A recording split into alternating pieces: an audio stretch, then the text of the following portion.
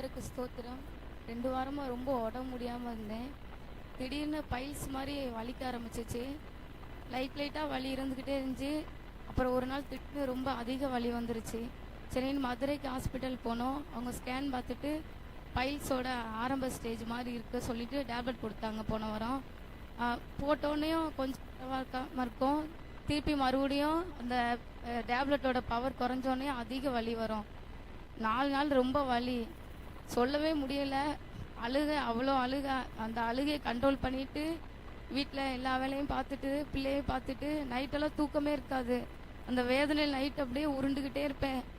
இசப்பா எனக்கு ரொம்ப வலிக்குதே அப்படி சொல்லிட்டு. ஒரு நாள் நைட்டு ரொம்ப வலி. போன வாரம் சனிக்கிழமை அடுத்த நாள் ஆலயத்துக்கு போனோம். ஒரு 12 மணி போல் அதிக வலி. அம்மாவுக்கு ஃபோன் போட்டு வலி தாங்க முடியலம்மா, என்னால் முடியலை அப்படி சொல்லி ரொம்ப அழுதேன்.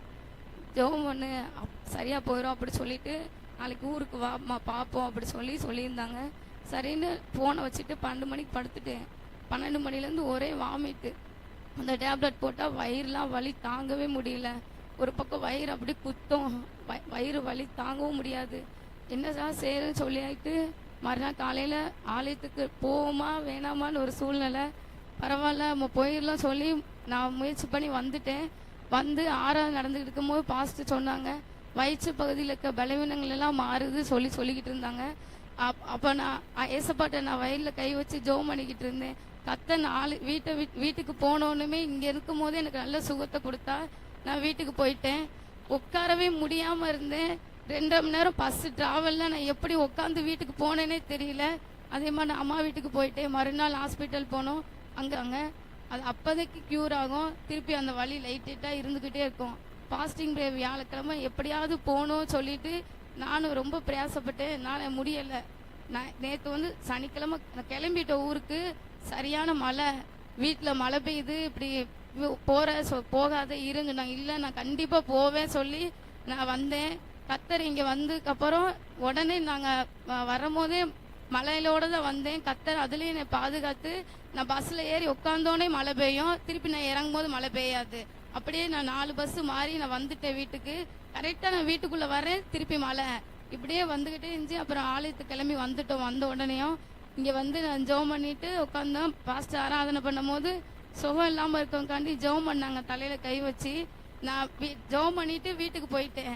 ஆனால் நைட்டு நான் மாத்திரை போடவே இல்லை. இப்போ வரைக்கும் எனக்கு எந்த பலவீனமும் இல்லை. கர்த்தர் நல்ல சுகத்தை கொடுத்தார். இப்போவும் நான் மாத்திரை போடாமல் தான் நான் வந்தேன். எனக்கு எந்த பலவீனம் இல்லை. என்னால் நல்லா உட்கார முடியுது. எந்த வயிற்று வலி எதுவுமே இல்லை. கர்த்தர் நல்ல சுகத்தை கொடுத்துறார். கர்த்தருக்கு ஸ்தோத்திரம்.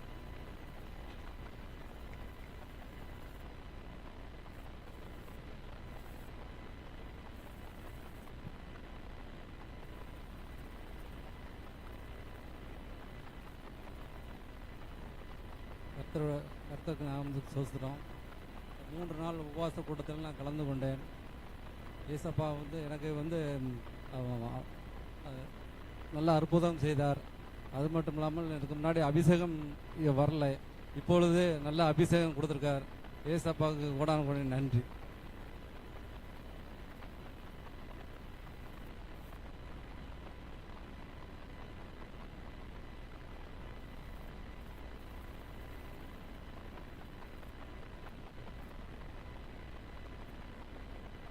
கர்த்தருக்கு ஸ்தோத்திரம்.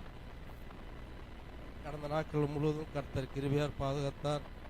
நன்றியோடு ஸ்தோத்திரிக்கிறேன். என் தேவைகளை அவரிடம் சந்தித்தார். நன்றியோடு ஸ்தோத்திரம்.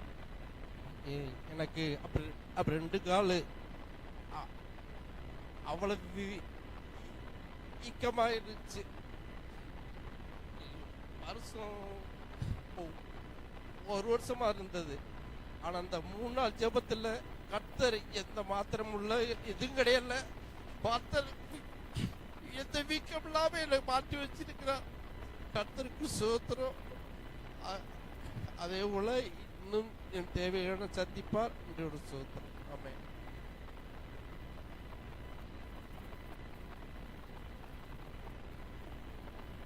நல்ல கரங்களை தட்டி கர்த்தரை மகிமைப்படுத்துங்கப்பா. ஆவியானவர் நேற்று உணர்த்தி ஜெபிக்க சொன்னதுனால தான் நம்ம ஜெபம் பண்ணோம். அருமையான தங்கச்சிக்கு நல்ல ஒரு சுகத்தை கொடுத்திருக்கிறார். 1 வாரமாய் வீட்டில் இருந்தாலும் நேற்று இரவிலிருந்து நல்ல சுகத்தை கர்த்தர் தமது மகளுக்கு கொடுத்திருக்கிறார்.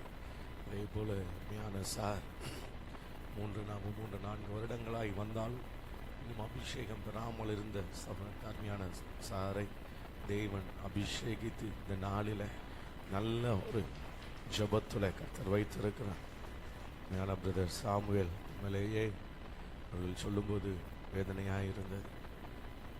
நேற்று முந்தானேதான் தெரியல, அவங்க மனைவி சொல்லிட்டு வந்தாங்க, ஹாஸ்பிட்டலில் வேலைக்கு கூப்பிட்றாங்க சாப்பாடு செய்ய கேண்டீனில். ஆனாலும் அவருக்கு முடியல அப்படின்னு சொல்லி கஷ்டமாக இருந்தது.